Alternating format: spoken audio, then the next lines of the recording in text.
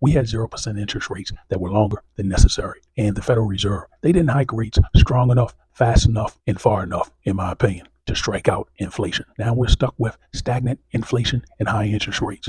And both of those are going to move higher. We're going to see higher inflation. We're going to see higher interest rates, higher mortgage rates. What's it going to do to debt that you may owe? It's going to make it a lot difficult to pay back. And think about corporations that have debt. We're going to see a lot of names that aren't around. Now, we're already seeing a flurry of bankruptcies, but I'm telling you, it's just beginning.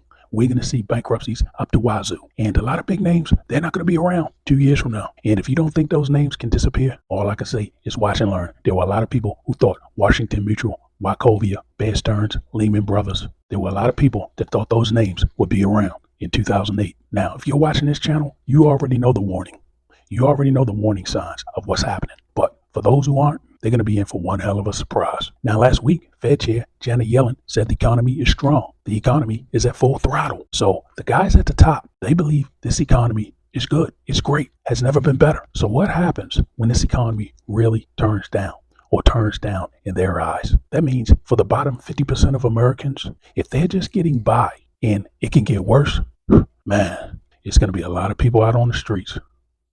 Now, the Philadelphia Fed has announced that credit scores are decreasing, and that's pretty worrisome because just last week, we had the Philadelphia ISM numbers, the manufacturing index, come out, and it looked like the Philadelphia region was doing good.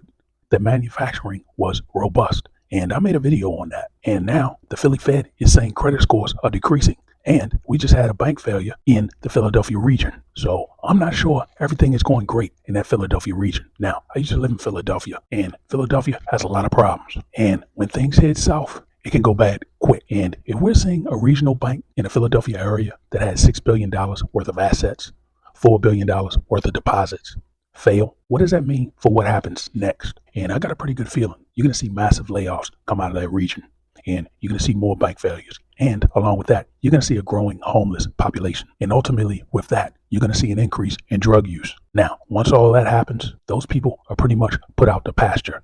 We're not going to be able to bring those people back into the economy.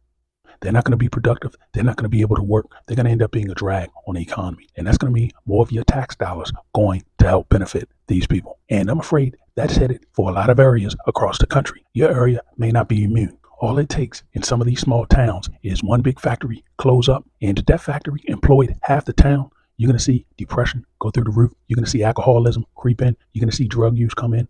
And then after that, it's pretty much kaput. That's going to be the end of that town. And the way I'm seeing factories and plants close up across America, I've got a pretty good feeling that that's happening pretty much in every state. Some faster than others, some slower than others, but it's happening. And when this happens, if you're one of those guys that gets that pink slip from that company in your small town, you have to act quick. There's not going to be any time to sit on your hands. You're going to have to go 30, 40 miles to the next town, drop those resumes, put in those applications, and I mean actually oversaturate with your resumes. And that's the only way you're going to end up surviving. You take 1 week off, and that's going to put you a half a year behind. And that's where we're at in America. A split second, 1 day, 1 week can decide your future 1 year, 10 years out from now. It can decide your fate on whether you're going to have a great paying job 5 years from now, or whether you're going to be hooked on antidepressants 5 years from now. So we're in a bad spot in America, and in my opinion, I think it's going to get a lot worse.